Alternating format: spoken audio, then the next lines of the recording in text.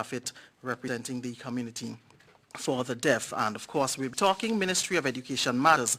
Now, we know that the Ministry of Education had sent out a release recently which said that, of course, that the schools, public schools in Grenada will remain closed until further notice as we enter the Trinity term. During the time we had the launch of the Spice Mart, during this COVID period, we had the launch of Spice Mart and MSAN. I'm sure the minister will talk about all these just so that you understand better what is happening as we seek to continue to educate our students even while we are under this situation. So first of all, I'll turn you over to the Permanent Secretary, Mr. Kevin Andall. Good afternoon, ladies and gentlemen. Let me, on behalf of the Ministry of Education, Human Resource Development, Religious Affairs and Information, welcome you all to this press conference.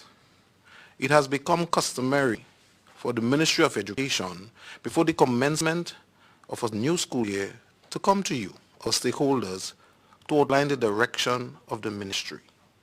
Even though we are not at the beginning of a school year, the situation forced on us by the pandemic warrants that we come to you, our stakeholders, as we commence this new period in our educational service delivery.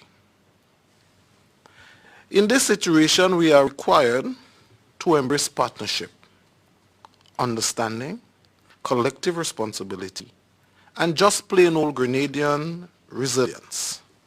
Let us not forget that we are experienced in dealing with crises, and we are also experienced in emerging bigger and better. Therefore, the same is required of us now. We are indeed in trying times, but which is filled with new opportunities. And let us embrace these opportunities with a spirit of collaboration. This time calls on the Ministry of Education and just the whole education sector to remember that education is complex and dynamic.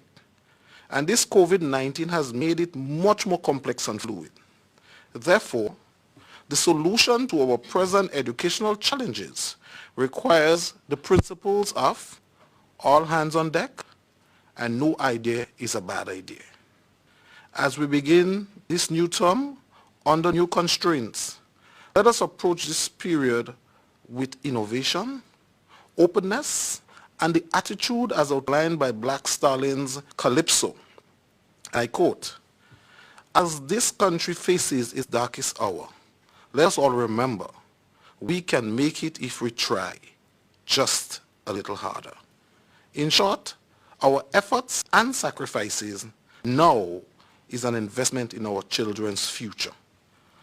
Let me take the opportunity to invite to the podium and to address us our Minister, Minister Emmeline Pear, Minister for Education, Human Resource Development, Religious Affairs and Information, to give us some updates and to outline the way forward for the sector during this period. Minister Emmeline Pear. Thank you very much, P.S. Andall. Brothers and sisters, good afternoon. I greet you today at a time when the world faces one of its greatest pandemics. Almost 150,000 people worldwide have died, and over 2 million people infected thus far by the coronavirus. About 50 Grenadians in the US and UK have already died. My sincerest condolences to their families, both here and in the diaspora. The uncertainty and gloom that hovers over the world at this time serves as a reminder that man is never in total control. Instead, we are always challenged to muster up all of the physical and mental resources with which we have been blessed to navigate through the deepest and most troubled waters. As we continue to celebrate the Easter season, we are reminded that the same Spirit that raised Christ from the dead is with us and will take us through. I therefore specially recognize all of our medical workers, police officers, and those who are serving directly and indirectly in this battle. I recognize our religious leaders who have used various means to communicate messages of hope to our people and for their daily intercession on behalf of our nation. I also express appreciation to members of the media and the staff of the Government Information Service for keeping the nation informed. I especially recognize and thank teachers, principals, education officials, the permanent secretary and members of the management team and the staff at the Ministry of Education for your service. Brothers and sisters, Monday, 20th April will be the first day of the Trinity term. But as a result of the virus, we are compelled to continue teaching and learning from home. Therefore, as we started last school term, we will commence this one with united prayers. At 8:30 on Monday, we are encouraging everyone to join the heads of the Grenada Conference of Churches and the Alliance of Evangelical Churches for 30 minutes of devotion. This will be coordinated through the Government Information Service, GIS-TV, and they are inviting all media entities and social media platforms to support this initiative. Obviously, the resilience of the educational system will be largely dependent on innovation, digital transformation, and ICT integration. This situation presents an excellent opportunity to push ahead. E-learning will be a major vehicle through which we would achieve this. We cannot postpone or delay any further activities that would make us more 21st century ready in this time. Training and development of teachers to adapt to this new norm is therefore necessary. Development of new and more relevant content is as critical as the physical infrastructure needed to make this a reality. We are very fortunate that this process started before COVID-19. We leveraged the foundation that we laid to fast-track elements of our digital learning agenda. Before COVID-19, we installed broadband internet service in most schools throughout the island. We increased and replaced computers in schools, and we improved our e-testing capabilities. We commenced training of educators while we worked on developing an educational platform, and we started phase 1 of the process of procuring tablets and e-books for teachers and students. Immediately after we closed schools, we released alternatives to the regular face-to-face methods that we use for teaching and learning. We launched Spice Math, a new math program which features on GIS, MTV, and various Facebook platforms. Thousands have been viewing this series, and we are happy for the feedback. We intend to expand this program and to include other subject areas. We also launched M-Star Learning Support Platform and issued over 20,000 credentials to teachers and students, both in public and private schools thus far. Already on M-Star platform, we have made available links to various levels of content for students at primary and secondary level, such as CXC specimen papers and practice tests, syllabuses for most CSEC subjects, and a number of personal development courses for teachers and students. Additionally, the platform makes available educational games and other activities for students. It allows curriculum officers and teachers to upload content, and it facilitates communication between teachers and students as well as teachers and parents. We will continue to add new content in the coming weeks. Although the platform comes with tutorials, in the coming week, we will launch 2 additional tutorials for students and teachers who need extra help to learn how to navigate through the MSTAR platform. We will make these tutorials available through all possible means of communication. We will give additional support to teachers to improve their skills in the area of e-learning. District officers will also facilitate ongoing discussion forum with principals and teachers. Many teachers have demonstrated great competency in this area already. And of course, we will continue to capture and to share best practices in the coming weeks. I am thankful to Digicel and Flow for offering to support us in the way forward. Already Digicel has 0-rated the platform and all other recommended sites so that no cost would be incurred. Additionally, data has been made available to teachers, and we have started to loan phones both to teachers and students to facilitate communication at this time. We therefore encourage all concerned to log on to the platform using the domain mygrenada.mstarlsp.com. While we are reasonably satisfied with the emergency measures taken to provide content, we are quite aware that there are still households that do not have computers. Since most homes have at least one cell phone, we have been encouraging parents to use their cell phone at this time, primarily to connect with teachers. Recognizing the challenges, we have gone one step further.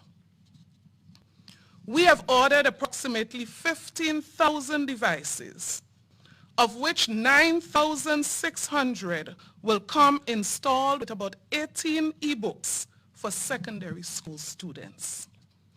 Although we have made significant progress in the technological advancement, we are very mindful that the psychosocial support is needed to assist principals, teachers, and students to cope. Our Student Support Unit and our Special Needs Unit have been providing support to all concerned in the period. This will be now expanded and far more structured in this term. Our counselors will be available on call to students, principals, and teachers for private counseling. They will also be available through call-in programs and social media platforms for general support. In the coming week, we will coordinate a weekly online parenting program to provide greater support and guidance to help parents improve their parenting skills and to increase their ability to support online learning.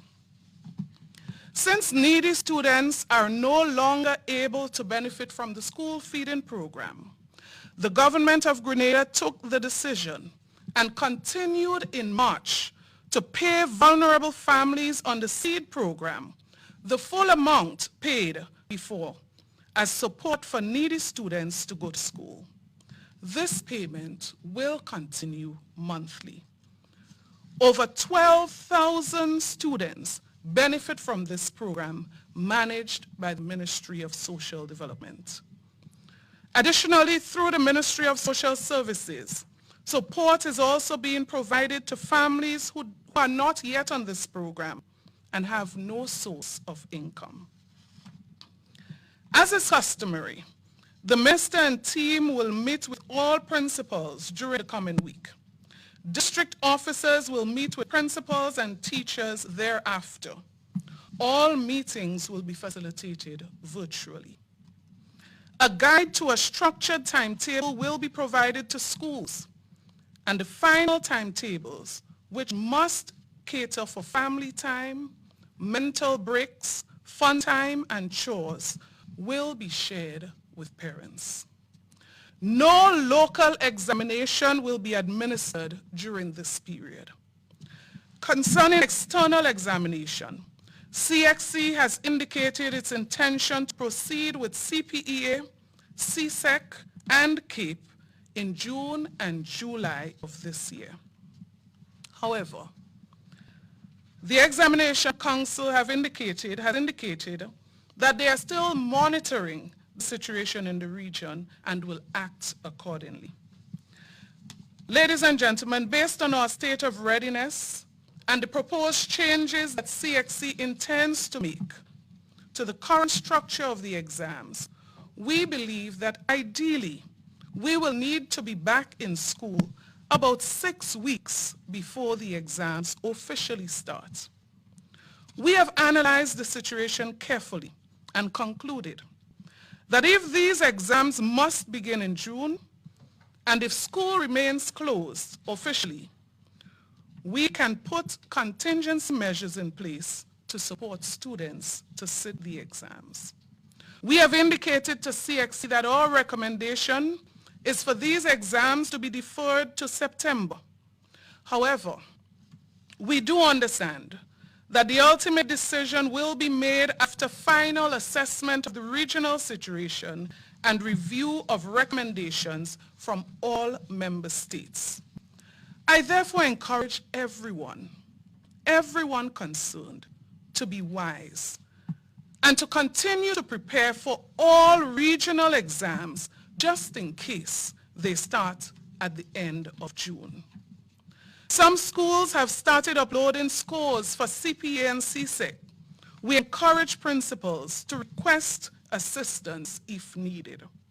While persons preparing for external examinations may need to learn new concepts at this time, for all other students, we encourage teachers to focus attention on remedial studies and reinforcement of concepts to avoid the introduction of new concepts at this time.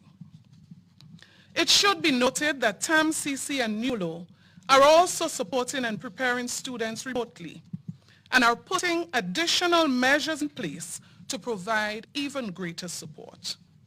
As it relates to our students overseas, we continue to assist them based on critical needs. Most have restarted their classes online, and we stand ready to assist where possible. Our education system has been forced to reshape itself in real time. COVID-19 has pushed us to adapt very quickly.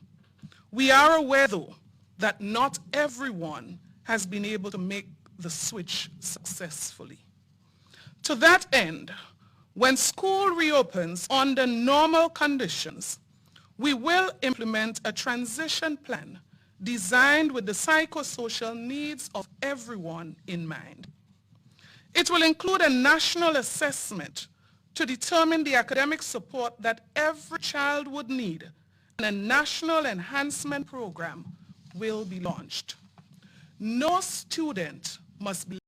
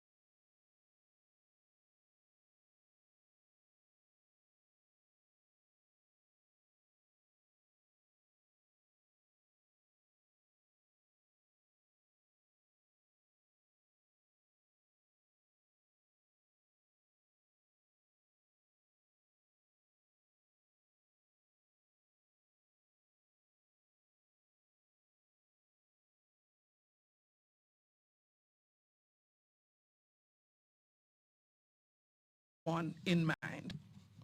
It will include a national assessment to determine the academic support that every child would need, and a national enhancement program will be launched. No student must be left behind as a result of COVID-19.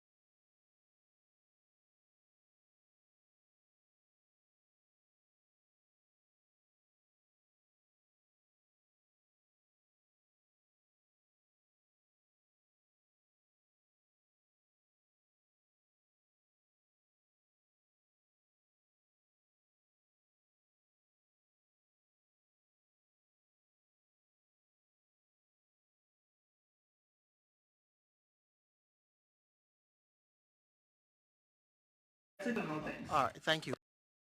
Can you just ask her to go back to the question she asked that related to Bryden and minors? I did not get that. Sherry, can you just go back to the question you spoke of? Yeah, with Brighton and minors. Okay, I was putting forward that one on behalf of some teachers. I don't know, they were asking how like those stationary places and so will be opened. I don't know if it's because they're trying some additional strategies in terms of teaching, but I was told to ask that particular question to further assist them. All right, thank you, Sherry. Callistra, go ahead with your questions.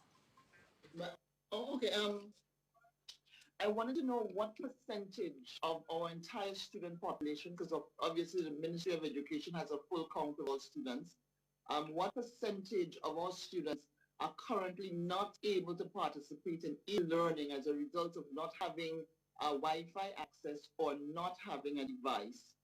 Now, my second question, 15,000 devices coming in. Can the minister tell us how these devices are going to be? I'm not sure if she said it in her presentation, I didn't hear. How will these devices be distributed among the student population? I'm assuming it's the students. So how would that be distributed? Who's getting it? And what percentage currently of our students are disadvantaged by the fact of not having a device or not even having internet in their homes? And hopefully, Les, I can get another bite of the apple before the conference is over. Okay. Okay, thank you very much. I'll make some general comments and then I'll ask my colleagues to add in wherever they feel free to do so. As it relates to support for parents and the other question that related to when parents go back to work, there are parents who are already out at work, and we want to encourage parents, as they would normally do in the August vacation, the 8 weeks that they're not at home, when their children are at home, and we want to even encourage them to do even better than then, to ensure that they leave their children with responsible people and that they do everything possible to ensure that their children are protected.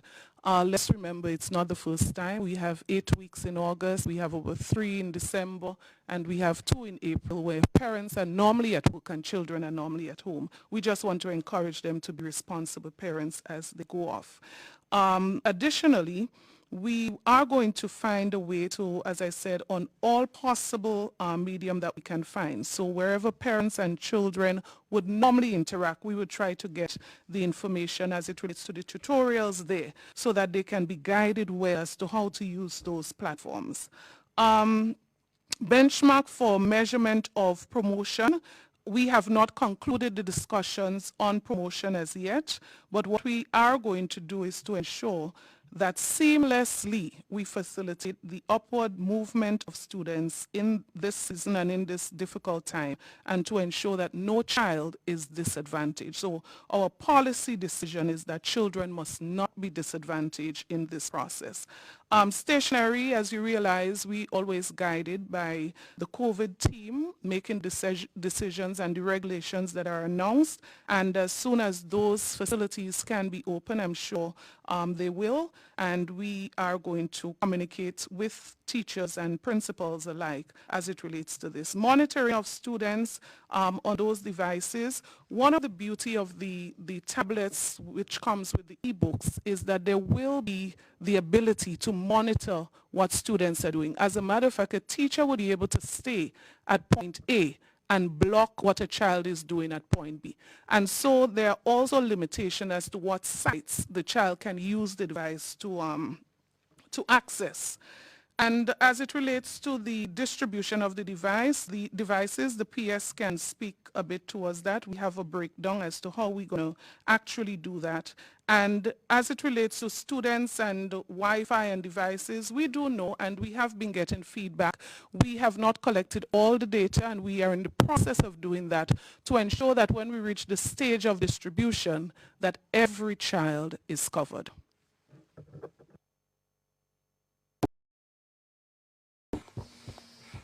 Good afternoon again.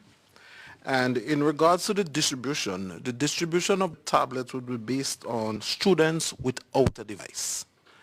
Our education officers, they have been working with the principals and teachers the last few weeks to determine the students who don't have a device. Because I would say to you, we cannot provide every student with a device as of now. But we are making sure, for the primary school I'm speaking about, for the secondary school, the 9,000 devices we're going to get with tablets would be for every student at the secondary school and every teacher. And these tablets would have the ebooks system on it. In the primary school, however, we are looking to provide for the students who don't have a device at this time. And this would be phase 1.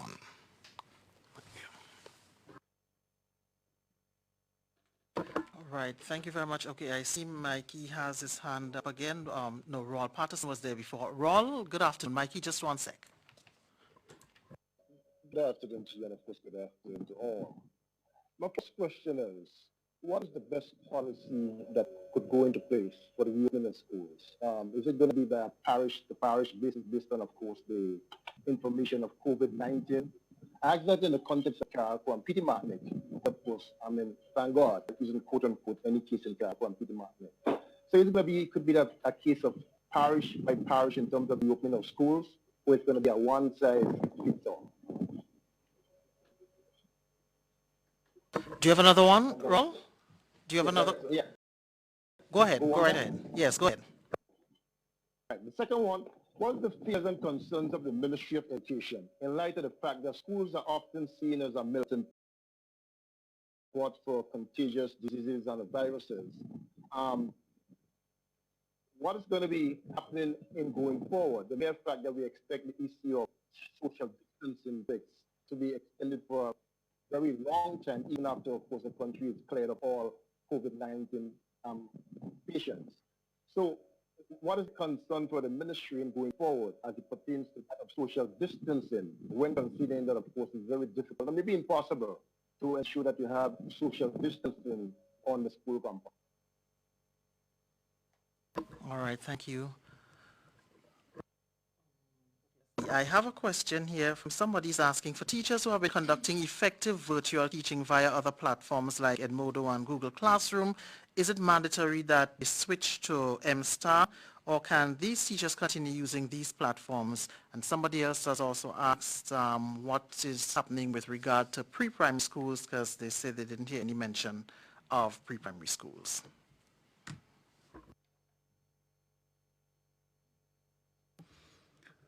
The policy, I think Raul made mention of that. What would be the policy for when we reopen school in normal settings? Well, of course, we would be totally guided by the regulations and what is it that the health officials are saying is appropriate at the time. So while in our head we do have a plan, which you're right, we are thinking a phased approach, but we are going to be instructed and guided by the regulations. And you're right, social distancing will have to be the new norm, and we would have to find ways to do it. And that is why our strategizing is placing a lot of emphasis on how do we do that. Another area is our toilet facilities. We have to make sure that we put some new systems in place to facilitate cleanliness and to facilitate students operating in a healthier environment. Teachers and Edmodo, CEO, you want to comment on that? And preschool, I would ask you to just comment on that. And I'll just make a closing statement. Okay, good afternoon, everyone. With regards to the MSTAR platform versus the other mediums, we did dispatch a circular to schools during the last term, indicating that they are to continue using the platform as they are doing, but that they have to move also as time permits and circumstances permits to become familiar with the MSTAR platform, because soon it will become the ministry's official medium for dissemination of all information. But it's a process that we are moving through, being mindful of the constraints under which we are operating at this time.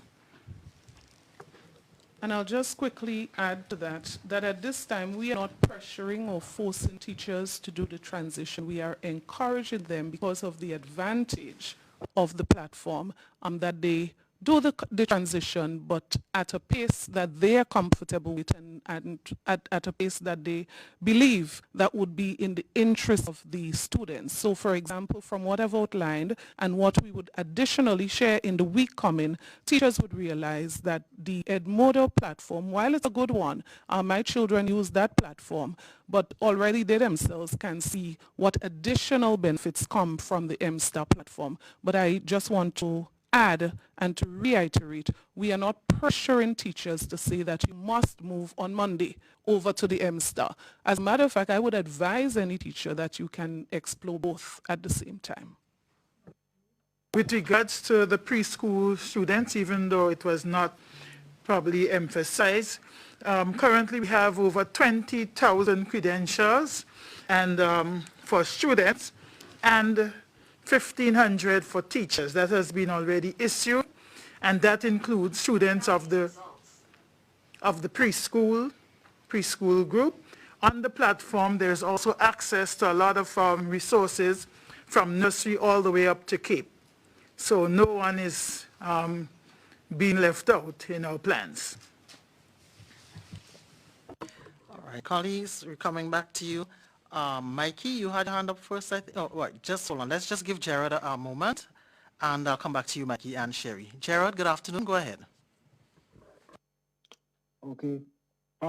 I did not hear it. However, correct me if I'm wrong. What are the plans for special education students during the lockdown? Since then, school would not be reopened and will be going virtual. That's my first question. And go ahead. A follow-up. Yes.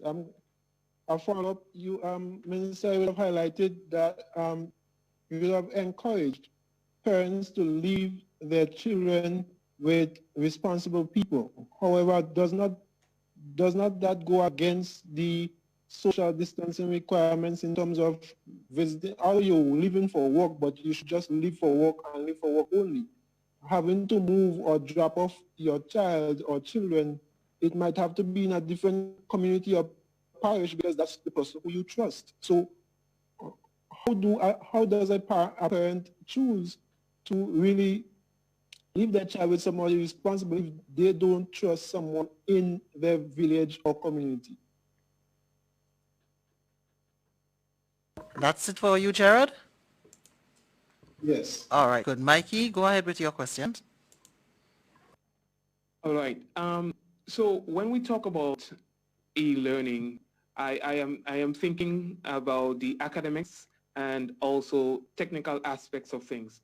One's inability to really maneuver the devices that are required to do the e-learning.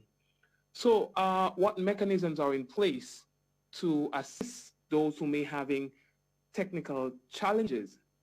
And how will teachers be able to evaluate students' readiness to sit external exams if they're having those sort of challenges and so on, and they are not, as the minister said, having any local exams? Okay. Do you want it? Sherry, do you have a question? Another question? Yes, go ahead. So it's a follow-through to, or I should say, an ask what Mikey asked.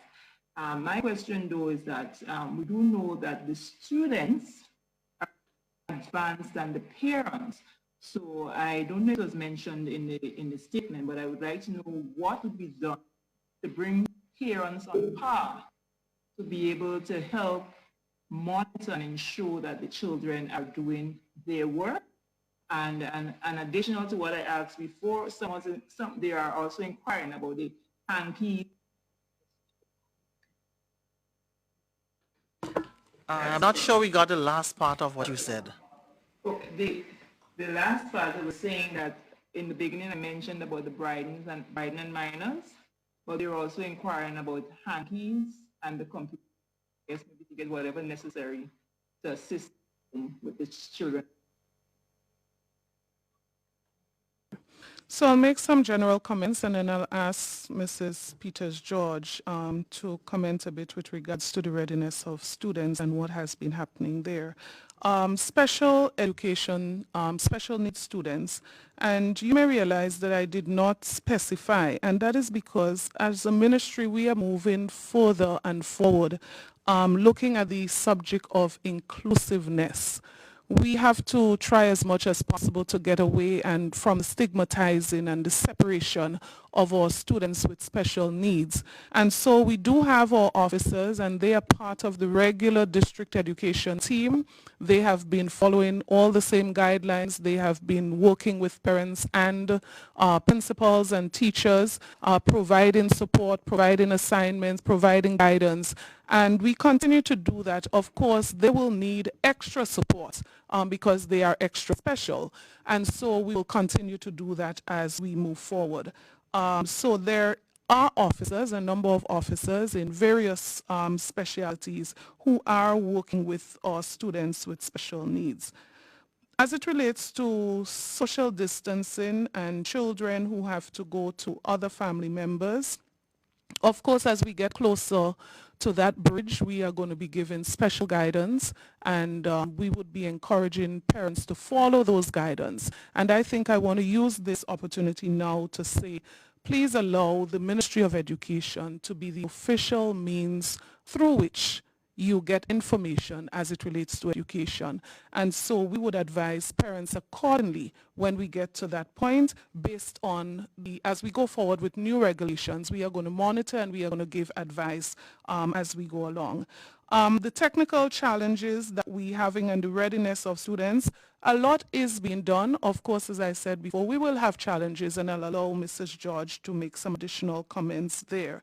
And the final one in terms of how do we monitor our students out there, our district education officers or curriculum officers, as they have been monitoring in normal times, they are expected to continue monitoring through principals and teachers and to provide reports accordingly. And then from the Ministry of Education, we follow up with support. So the structure and the system, that is alive, and we continue to strengthen that as we go along. It's a new season, and we're adapting to that, but of course, I'm quite confident that we are going to get through this successfully.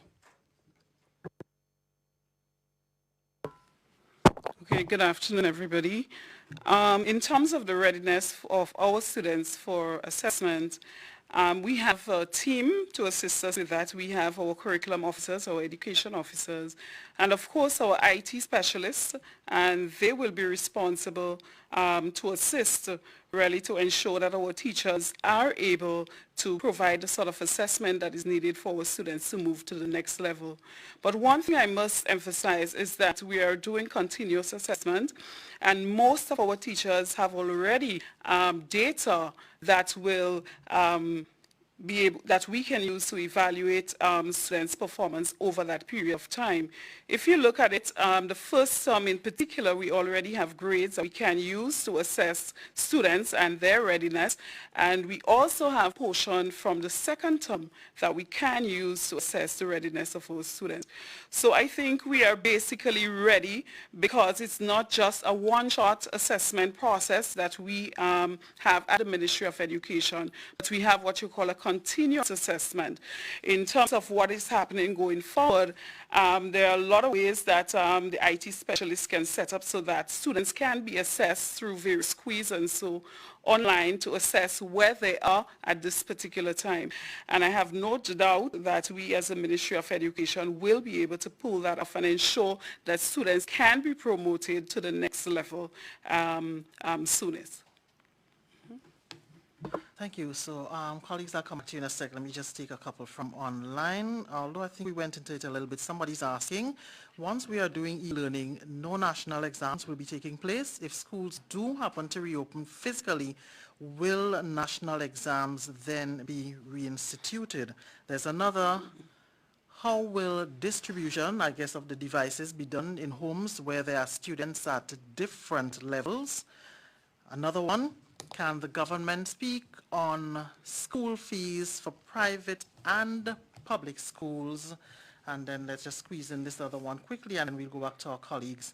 Can the minister or the PS share the number of teachers who were placed on study leave with salary during the pandemic, and the government has considered for these teachers so they can survive this period? And what is the situation with TAM-CC with regards to the TVET courses? So I would say question with regards to national exams, and I would allow Mrs. Peter George to expand on that.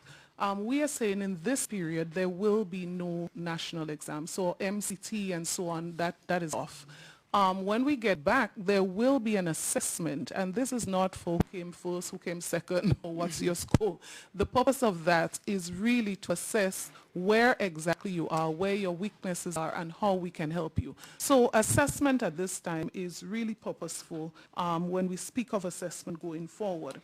The distribution of devices, just to go back to remind us that we are in crisis, and we did not have devices prior to the start of this crisis. And so the giant step we are making forward, when those devices arrive, by then we would have had scientific data collected to make the most informed decision as it relates to distribution, and we anticipate the full cooperation of all teachers and all other stakeholders involved in the process. The matter with regards to study leave, I'm not aware that we've had any complaints or any issues raised, but I'll ask the PS to comment on this. We have not had any complaints, and if there are specific complaints, I would really encourage that the affected officers report to the ministry via our online platforms to outline the case, and we would deal with the case individually, because it's important for us to address these human resource matters speedily. In regards to the question that spoke about students at home where you may have multiple users within a household, I want to say that the device can accommodate multiple users, because every student will be given a credential, and you can use that credential to log on onto the device, but not only the device, but also to log into our platform.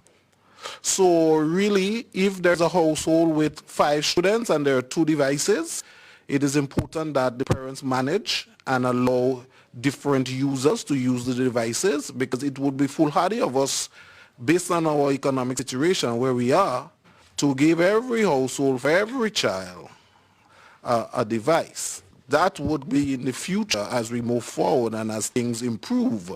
But as of now, to deal with the situation regarding providing devices for the students that really don't have a device and need to participate in the e-learning process, it is important to note that it is not really about how many devices are in the house, but really access and the credentials to access the various systems. So this is the answer to that question. I'll just add one more thing in addition to what P.S. said. One of the things we'll be speaking to principals about in our upcoming meeting this week is that teachers given assignments must ensure that the due date is not too tight, to ensure that if you have multiple students in a home, that they have sufficient time to complete that assignment if they're using the same device. So an assignment that could be due within 24 hours, you may want to give it a due date as in the next week to ensure that that child has sufficient time to access a device to complete that assignment. So we are looking at all the possible ways in which we can get this done effectively with all of the constraints that we have, reminding ourselves that this is not normal times. You want to make another statement, please? Yes, I wanted to speak to the platform itself to really outline that the platform that we're using is on the Moodle platform. And those of you who have studied online would understand what I'm talking about. It's a very robust system. It is a system that accommodates many varying forms of instructions. And it is important to note that it is also a software that can be accommodated on a multiplicity of devices. So you don't have to have a specific device or a specific brand to access. But even on a cell phone, you can access it. Even on a very low-powered device, it can be accessed. And it is important to note that there are many integrations that can happen with the device. You can incorporate Skype, you can incorporate Teams, you can incorporate Zoom on the device to improve learning. And Grenada is not the only country looking at this model, and I think we're blessed to have it because there are a number of Caribbean countries who are now searching for a platform. We already have a platform which has been in existence for almost the last 2 years, and I can say to you that it is a very robust system, and it is a system that can be expanded. And where we are now, there are a multiplicity of what we call open source educational materials which can be incorporated within that system. It also allows teachers to fashion the system in a way to accommodate their class. So it is not a system that is standard and it looks the same way or operates the same way, but it can be tailored to suit the different classes, the different levels of students, and it is a really robust, as I said before, a robust system, and we are blessed to have it. And we are looking with our IT specialists to update it and make it more accommodating. Not only that, it is easy to maneuver. I am not an IT person, but I was able to go on, and within half an hour, I was able to go through the whole system and do a number of functionalities within that system. So going forward, as we provide the tutorials for students and teachers, we are going to expand it a bit to also have in our parenting program to have many sessions that target parents in regards to monitoring the system and using the system.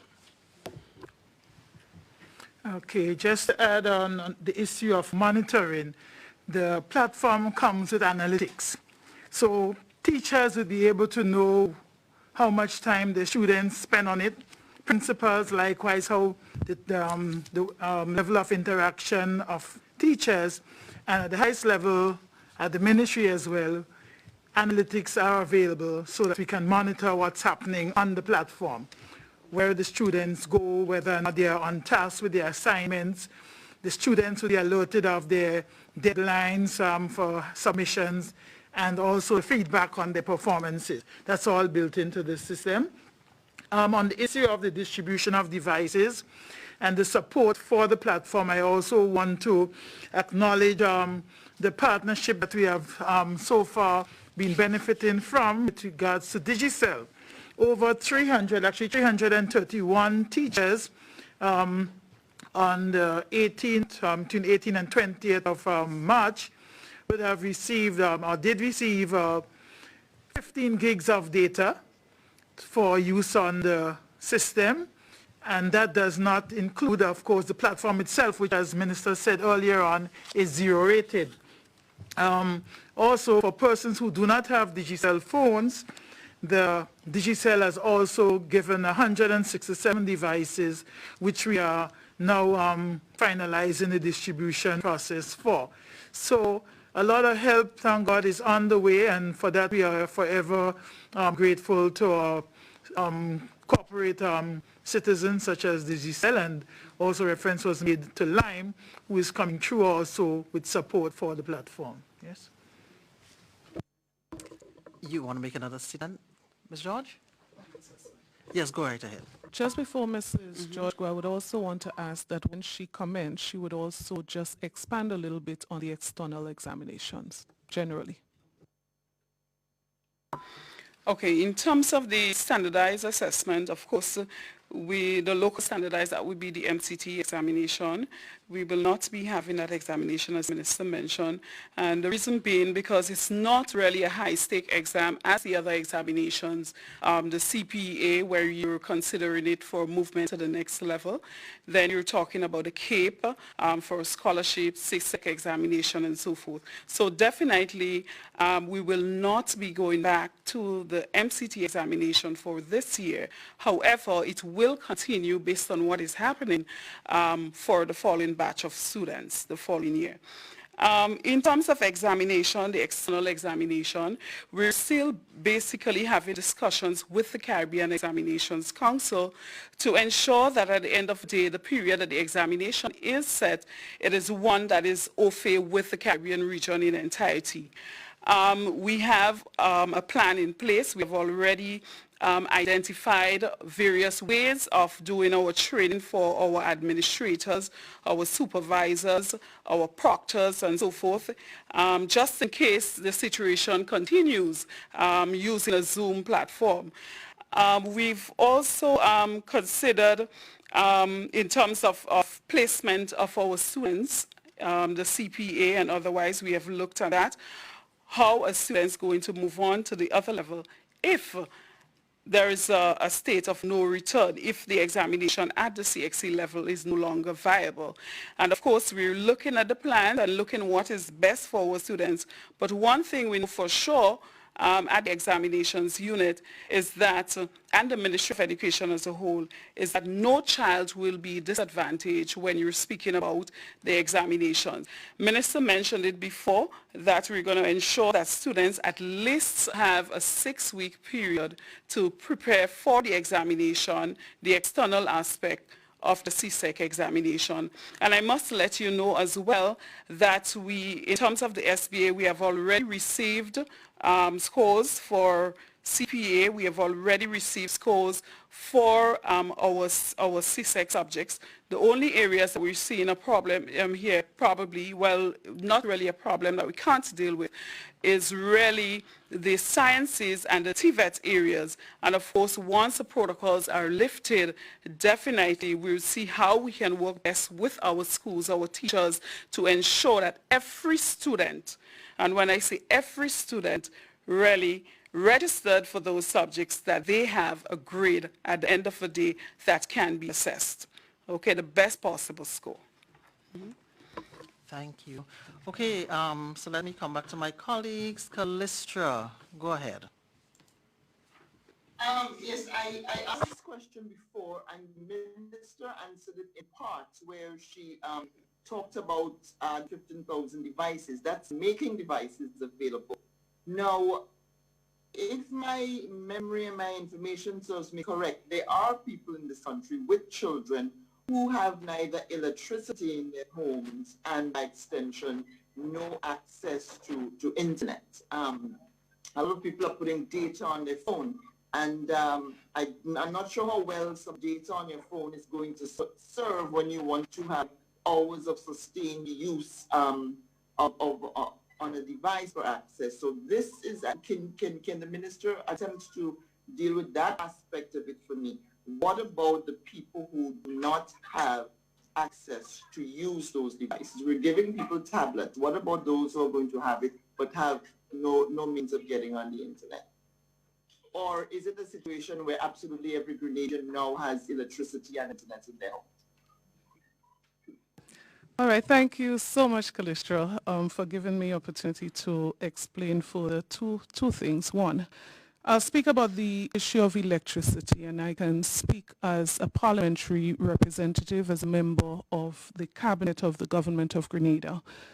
About 2 years ago, the government made a statement as it relates to homes where there are students, where there are children, and families needing assistance to connect electricity to their homes.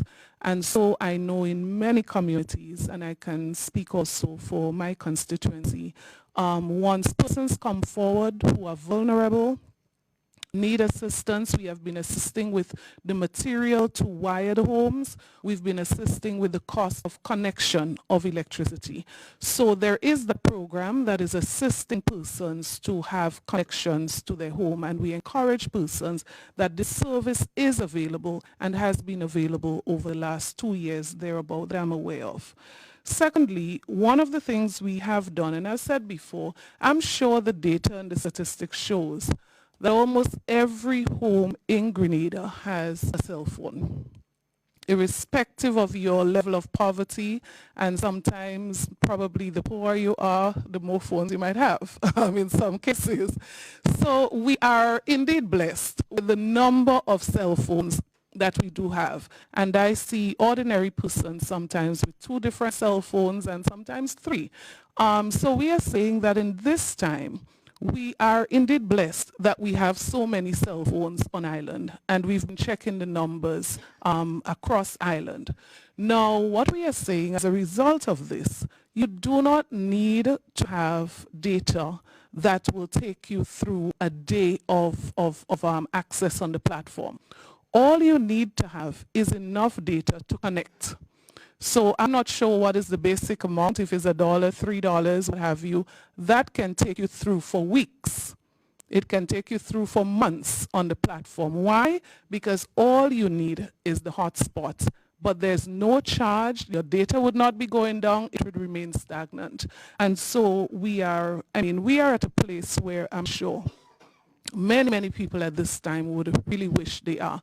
And so we have to count our blessings, we have to build upon what we have, and we have to move forward in the interest of building our education system. So I'm happy, Callistra, that we have made some progress, significant progress in those 2 areas.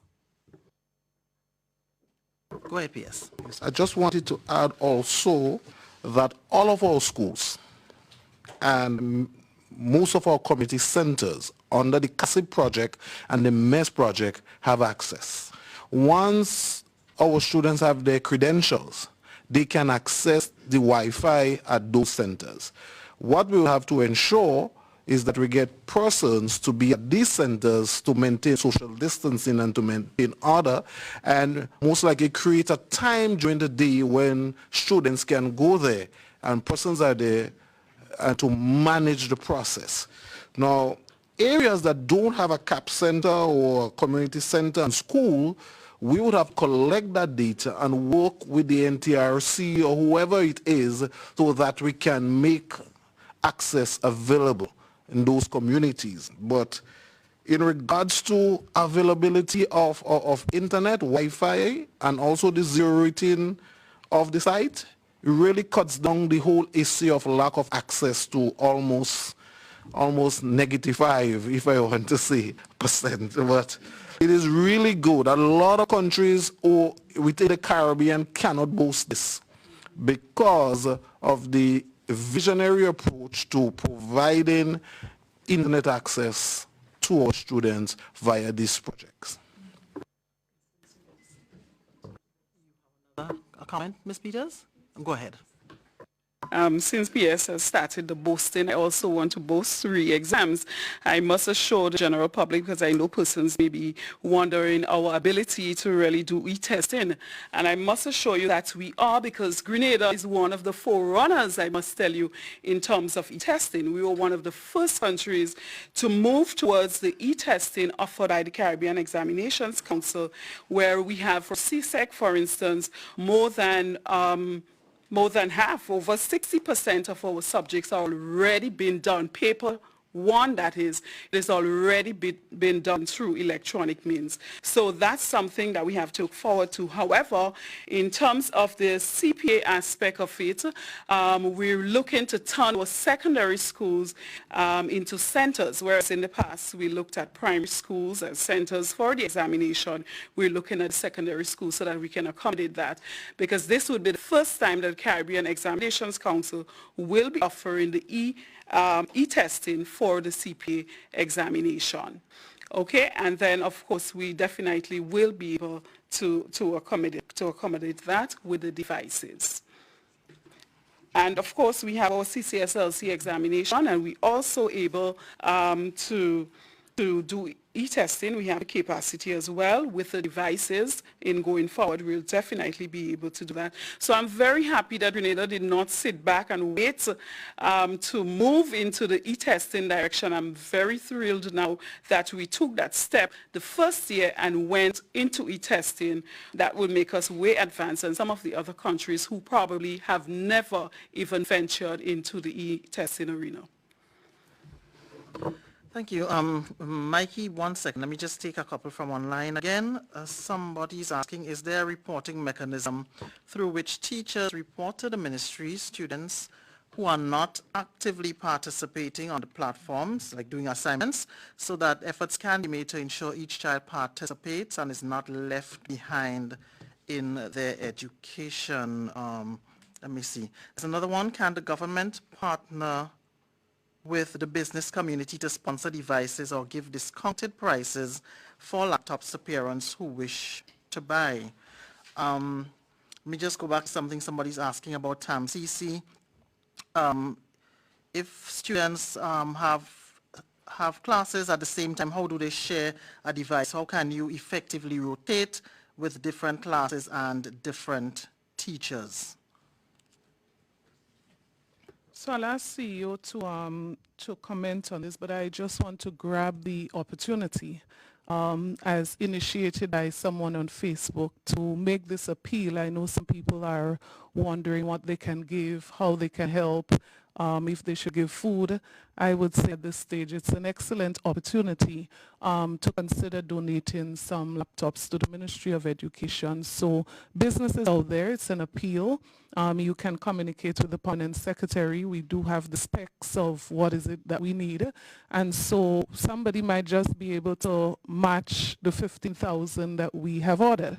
So I want to thank the person who came up with this brilliant idea and to use the platform to appeal to corporate Grenada. And we know you've also always come through for this country, and this is an excellent way to come through again. So the reporting mechanism we do have, and CEO can comment. Yes.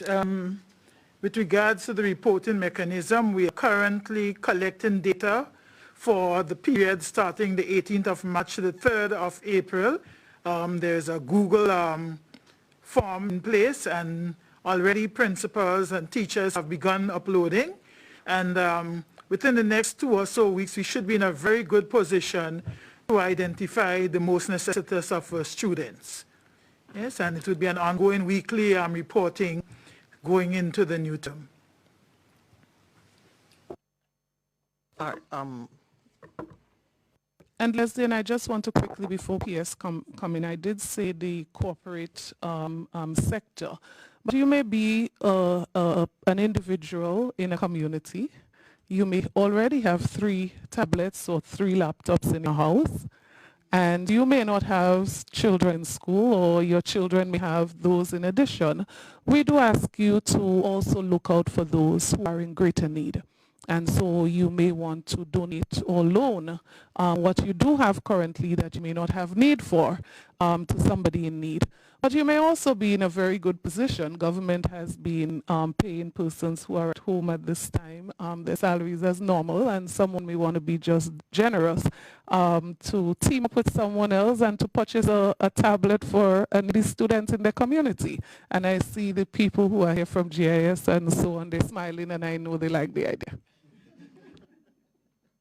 Yes? Yes, in regards to TAMCC, TAMCC will be following the same protocol as we are following in regards to mainstream primary school and secondary school. And the whole issue of timetabling must be taken into account for accommodating the students at TAMCC at different levels and with different classes. As I said before in my opening statement, it's all about innovation. It's all about coming together. No bad idea. There's no bad idea in this case. Let us find ways that we can accommodate our students, that we can facilitate learning, because I'm telling you, we are going to be better because of this. I am seeing a lot of opportunities arising and coming up in regards to this whole aspect of e-learning. Before COVID-19, e-learning was moving at a reasonable pace. COVID-19 and post-COVID-19, I can tell you that the whole aspect of e-learning, not only for students, but also for adult citizens. Before COVID-19, most people didn't even know what Zoom was. Maybe they thought was the functionality on a camera. Now they know what Zoom is, and they're using Zoom. People having watch parties like never before. We have more parties now than ever before.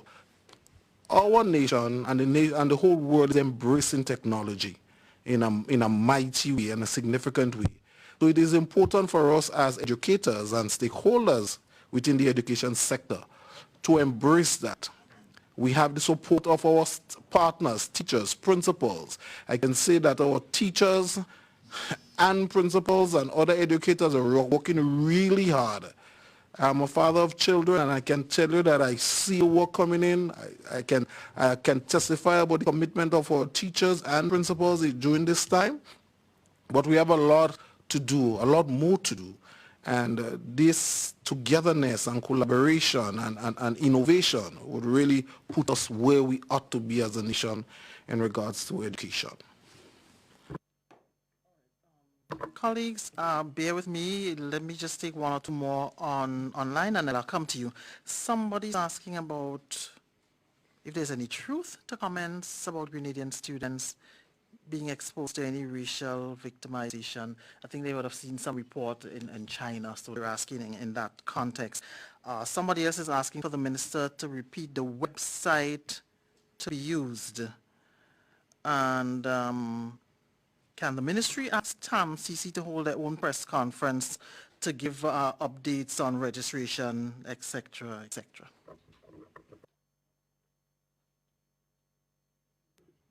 So while you search for additional, and I'm sure you're also trying to wrap up,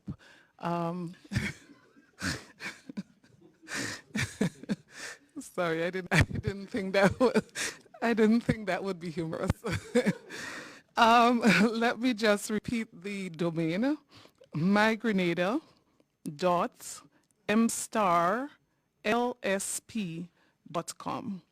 TAMCC, definitely, we heard that, and we are going to try to facilitate an additional opportunity for direct interaction with the leadership at TAMCC. Private schools, I got a question on my phone, how are private schools featured in all of this? The ministry has taken a decision that we are opening our platform totally to all of our private schools. As a matter of fact, students and teachers from private schools already have access. They've been given credentials, and we're providing the support. The question that followed that was, will we be providing devices? At this stage, I can just say that we are looking at the interests of those students in public schools because of the limitation. So what we do for private schools is always based on the resources that we have. So when we do training, we include them. When we have principals meeting, we include them. Everything that we do is really dependent on the level of resources that we do have at this time. Thank you. So colleagues, we have to wrap up shortly. So let's see. Right. Mikey, so we go in this order. Mikey, Sherry, I think you had another one? You were waiting for a while. So Mikey, Gerard, Sherry, Callistra. Go ahead, Mikey. Okay. In speaking of analytics and monitoring, does Moodle as the platform itself allows you to monitor teachers, and that is in an effort to make sure that they are properly managing the individual and collective objectives? Or will it just rely on their responses to the questions that you pose to them on that Google form? Go right ahead, Mikey. You have another one or that's it? Because we're going to just take all the questions. Yeah, my second question has to do with the school fees and so on. What expectations do we have of parents as it relates to school fees? Okay, so the next person is Gerard. Go ahead with your questions. Okay. In terms of it related to the private schools question, the private schools statement, in terms of salaries for these private school teachers, since the schools remain open closed, salary fees are not collected, how would the teachers receive any salaries?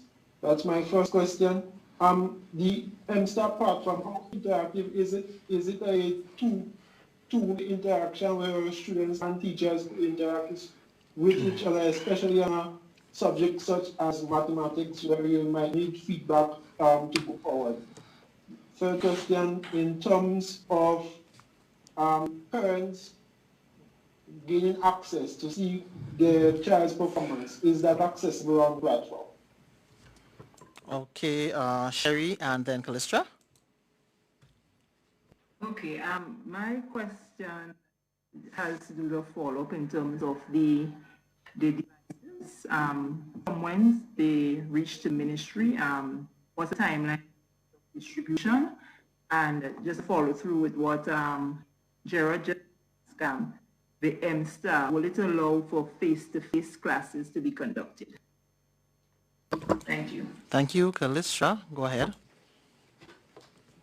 Okay, my question a little bit more on the psychological side of things. Teachers are home, many of them have their own families and their own children, and so now they're being asked to manage their families and continue with their regular duties of teaching. Is the ministry taking that into consideration, and is there anything that you are looking at or that you could look at in terms of the added pressure that teachers would be under in managing their own affairs, being at home and continuing to teach? And when are the tablets getting here? Thank you, colleagues. And the final one, somebody wants to know what is happening to the people working with the school feeding program. So I think we have a lot to deal with there. So I would just attempt to quickly answer as many as I can. PS will add, and obviously I would use this opportunity to make a closing comment at the end as well. So I really do want to thank everyone for the questions, the comments, the ideas, and I've already instructed someone in the room to go through Facebook and to identify additional ideas and comments that we probably did not even address here that we will address in the coming week. We are extremely grateful for the level of support we have been receiving, not just for the persons on the live today, but people who have been calling, principals, teachers, the level of cooperation, the level of support. I really have been impressed with the level of support we've been receiving from all stakeholders during this period, and it is one of the reasons why we are so confident that we are going to get through this very tough time successfully. The Moodle platform, I want PS to just expand a little bit on that, but I would just say this platform has been rated alongside university platforms. For those of us who have done studies online, it is actually rated at that level.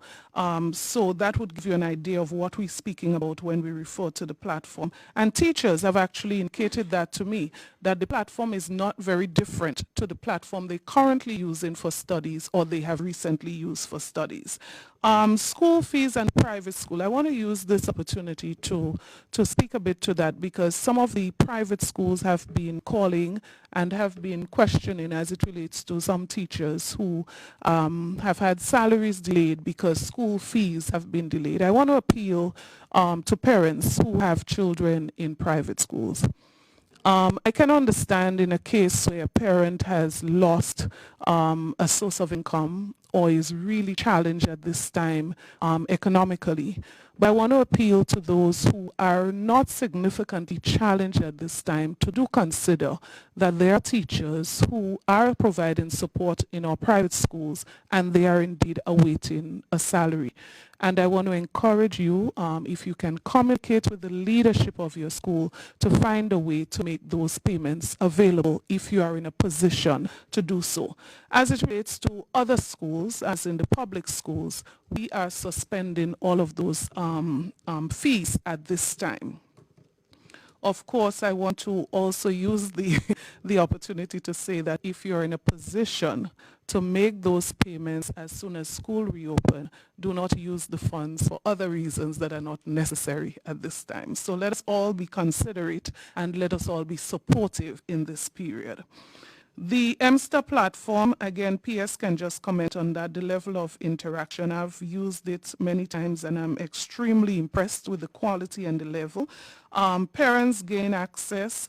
PS, you can also comment on that. But the distribution of the platform, I'll say this, immediately that we receive the platforms, the devices, we would begin the distribution.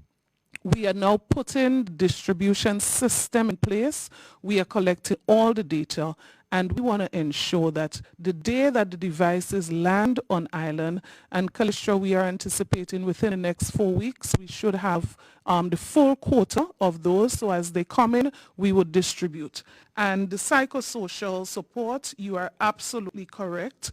We have been and continue to consider that our teachers and all other workers who are out there, while they are challenged to support their children at home, some of them are engaged in other work and same situation with our teachers.